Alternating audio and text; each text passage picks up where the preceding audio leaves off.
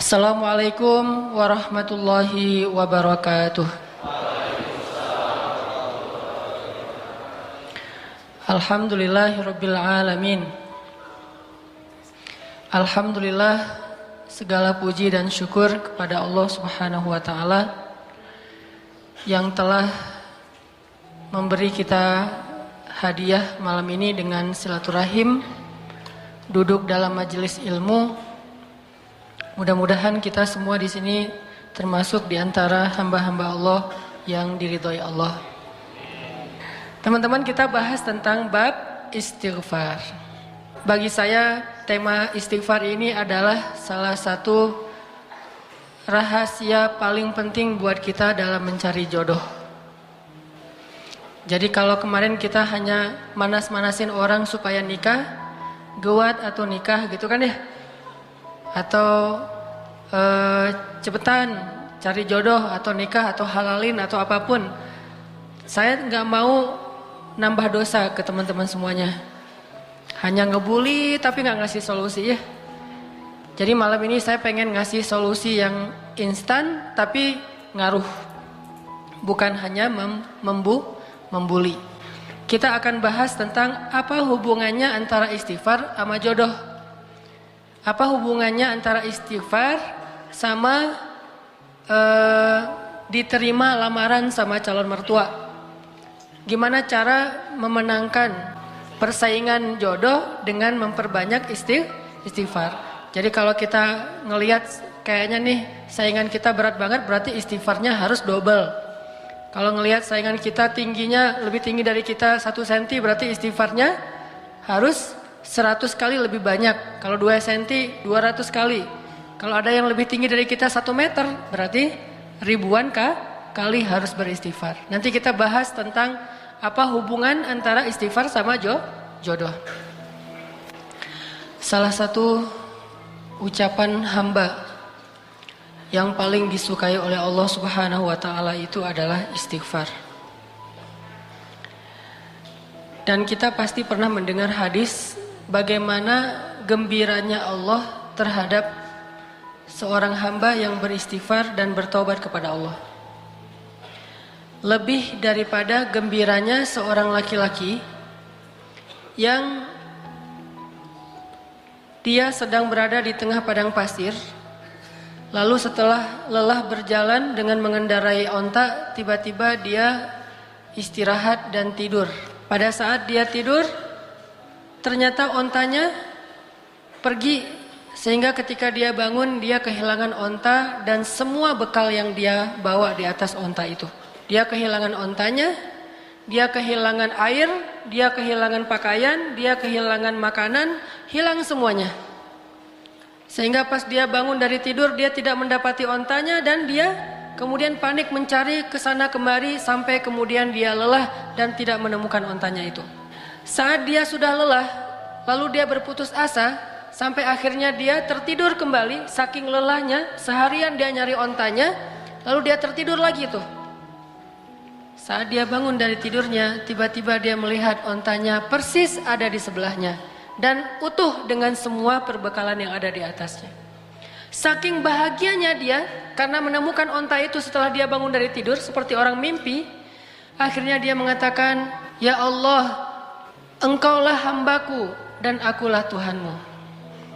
Saking bahagianya dia salah mengucap sampai mengatakan, "Allah, Engkaulah hambaku dan aku Tuhanmu." Kebalik, saking bahagianya dia menemukan onta tersebut. Ini nunjukin gimana orang bahagia banget sampai salah ngomong gitu. Kalau kita mungkin saking bahagianya diterima oleh seorang pernah gak sih kayak gitu? Gak pernah menduga sama sekali tuh cewek mau sama kita. Wah, itu luar biasa. Kalau udah menduga dia pasti mau sama gua gitu ya. Itu biasa kan ya? Pernah gak kayak gitu? Kepedeannya. Ada cewek kalau itu sih kayaknya mau banget tuh sama gua tuh pasti. Neng, Kang gitu. Langsung dia berbunga-bunga. Salah, maaf, bukan kamu maksudnya gitu. Ini orang iseng ya. Tapi ada cewek yang kita tuh kayaknya gak bakalan bisa, gak bakalan mungkin jadi suami dia. Gak mungkin dia mau mencintai kita, gak mungkin dia mau memberikan hatinya kepada kita, tiba-tiba entah gimana ceritanya, mimpi apa kita semalam, tiba-tiba pas besoknya dia ternyata mau menerima atau membaca nge-read WA kita. Salam, biru 2 contreng gitu. Wes, ternyata dibaca gitu ya. Karena dia pikir bapaknya mau ngirim duit. Salam aja, dibaca read, salam juga. Langsung kan bingung sendiri, lagi nyetir naik motor jatuh, lagi main skate ketabrak tiang. Kenapa bisa kayak gitu? Tabrak tiang, jatuh dari motor, masuk ke dalam parit, atau lagi makan mie bakso tumpah, atau apapun lah reaksi-reaksi orang yang saking bahagianya terhadap suatu berita. Sesungguhnya Allah lebih bahagia lagi kepada seorang hamba yang beristighfar dari bahagianya seorang laki-laki yang lamarannya diterima oleh perempuan yang sangat dia dambakan. Saking bahagianya itu, teman-teman yang tadi lagi makan bakso bareng, gua traktirin kalian semuanya. Utang ya, bayarnya besok gitu. Jadi mereka tetap bayar sendiri, cuman kita kredit. Suatu saat akan kita bayarin. Saking bahagianya, semuanya ditraktirin, hidupnya jadi kayaknya dia paling bahagia di muka bumi. Lari-lari di tengah kerumunan orang ramai yang crowded gitu, kayak di Orchard di tengah Singapura gitu, atau di Korea teriak-teriak, wuh, orang pada heran kenapa? Ternyata yes gitu ya, kayak filmnya Will Smith yang tentang kebahagiaan yang dia baru diterima kerjaan di sebuah perusahaan asuransi. Saking dia bahagianya tuh dia teriak-teriak di trotoar, di jalan-jalan. Kenapa? Saking bahagianya. Apapun bentuk kesenangan dan kebahagiaan yang diekspresikan oleh siapapun di muka bumi, sesungguhnya Allah lebih bahagia dan lebih senang lagi terhadap hambanya yang beristighfar. Coba, kurang baik apa Allah sama kita? Apa untungnya Allah bagi Allah kalau kita istighfar? Gak ada untungnya sama sekali. Kalau kita diterima cinta kita, itu untungnya gede banget kan? Itu yang kita harap-harapin gitu. Hampir aja main dukun. Coba kalau ditolak, pasti udah main dukun. Untung diterima. Allah lebih senang lagi daripada. Jadi kalau teman-teman ngebayangin ada seseorang yang lagi happy banget, lagi excited banget terhadap sesuatu, Allah lebih excited lagi terhadap hambanya yang beristighfar. Jadi kalau pengen buat Allah tersenyum, istighfar. Astagfirullahaladzim. Allah senyumnya. Istighfar, Allah pasti senyum. Begitu kita istighfar, Allah ketawa. Dan itu memang kayak gitu hadisnya.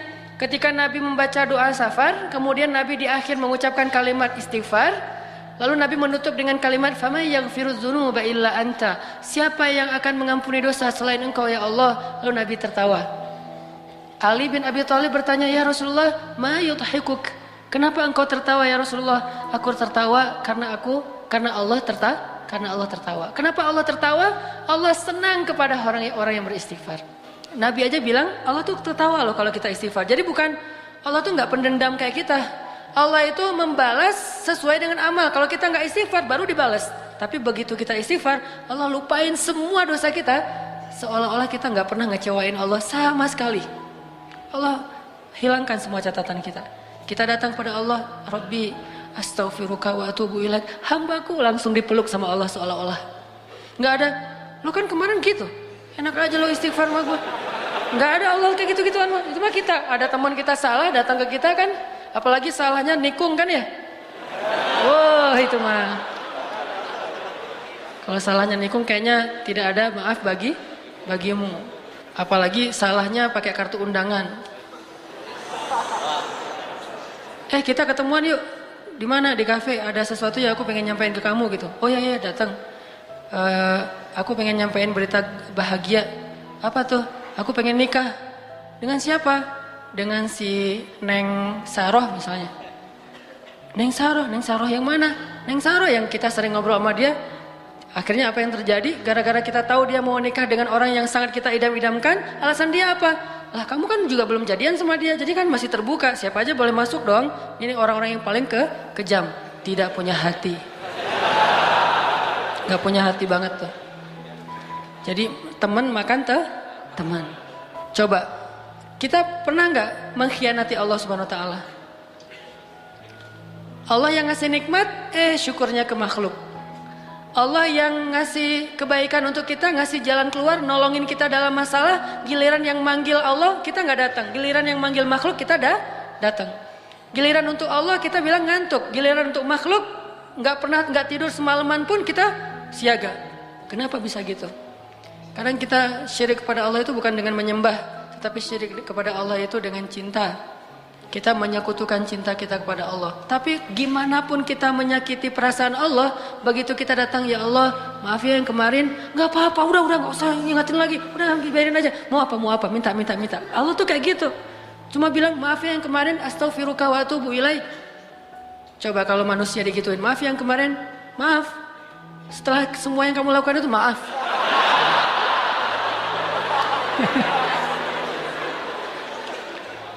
Jadi Allah tuh senang banget kepada hamba yang beristighfar. Jadi kalian, kalau teman-teman kita semuanya, kalau istighfar sama Allah tuh yang pede. Allah mau nggak ya? Gak enak kamu aja deh yang istighfarin buat gua. Ya Allah, istighfar buat dia. Gitu. Kan nggak perlu gitu kan? Ini karena kita nggak pede. Saya nggak enak maju sama Allah. Kamu aja yang soft pertama, saya mah paling belakang. Kenapa? Soalnya saya banyak dosa. Nggak mau ntar Allah ngelihat ke saya, ntar gimana saya mau jawab apa? Nggak perlu. Karena kalau kita datang kepada Allah, pede aja karena Allah Maha Ghaffar, Ghafur. Dua lagi tuh, Ghaffar dan Ghafur. Ampunannya sangat luas.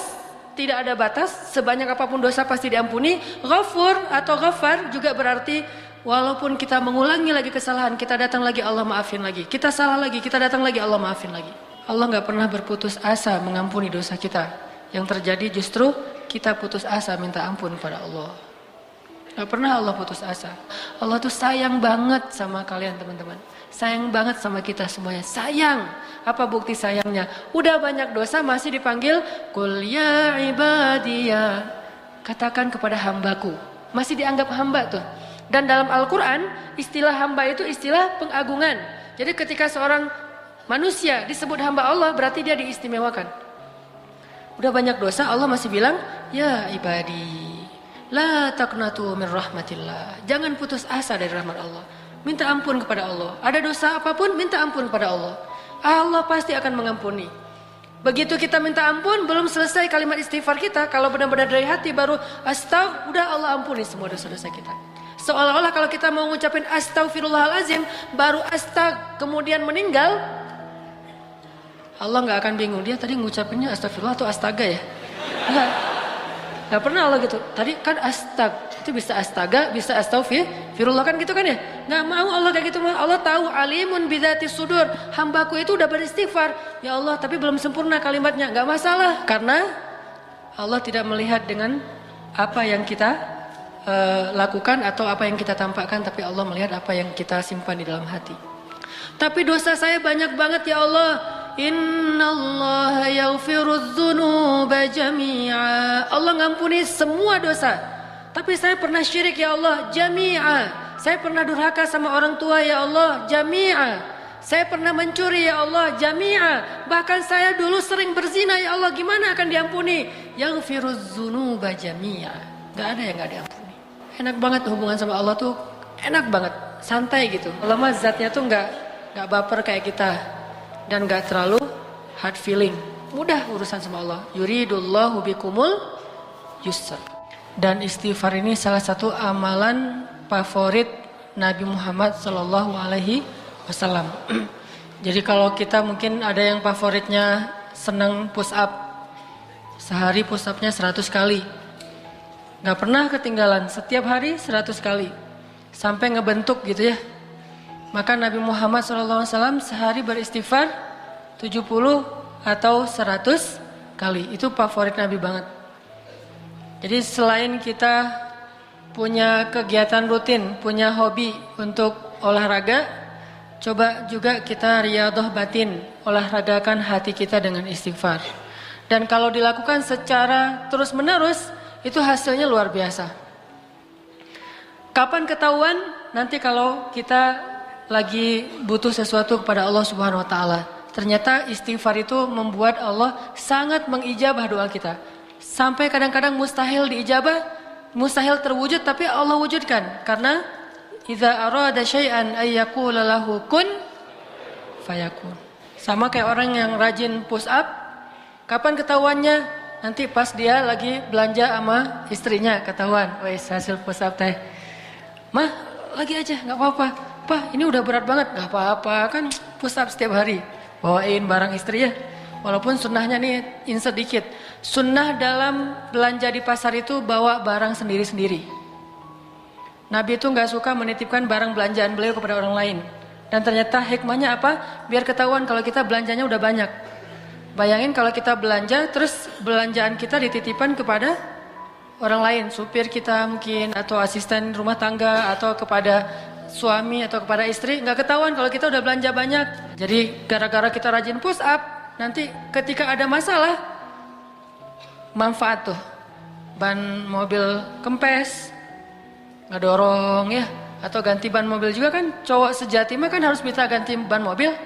Masa pas ban mobil kempes nelpon misalnya asuransi apa datang, itu agak kurang keren sih. Walaupun mudah. Jadi yang keren itu justru jangan mudah-mudah amat. Persulitlah hidup kalian supaya keren.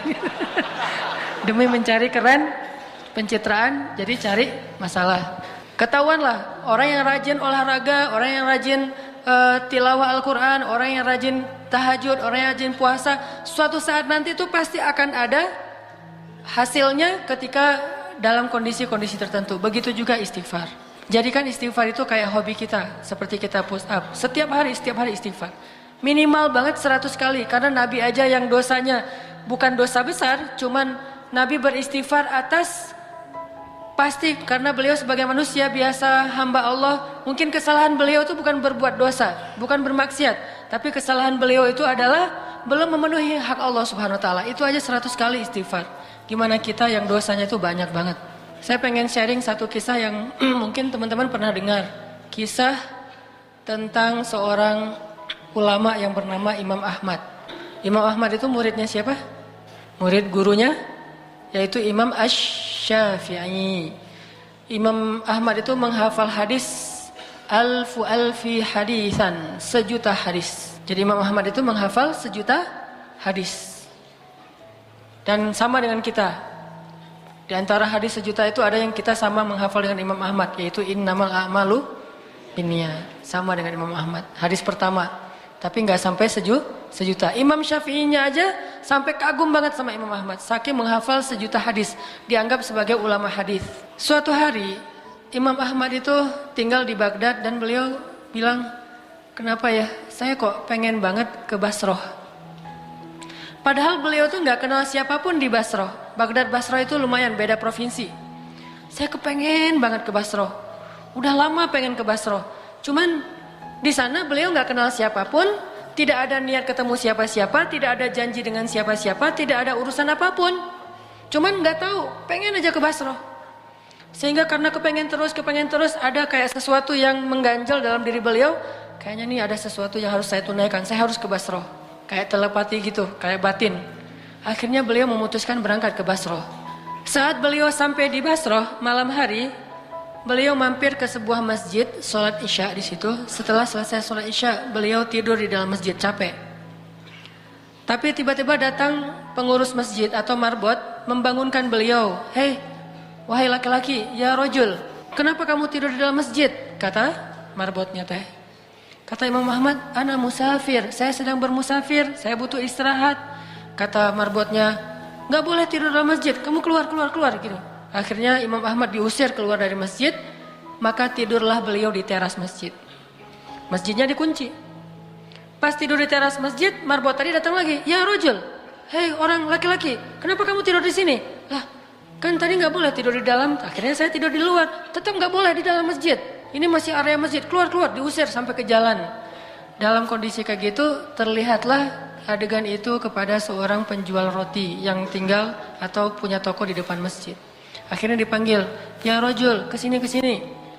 Masuk, kalau kamu mau tempat bermalam, tinggallah di rumah saya. Tapi seadanya, saya mah bukan orang kaya, tinggal aja di sini. Ini ada tempat tidur kecil.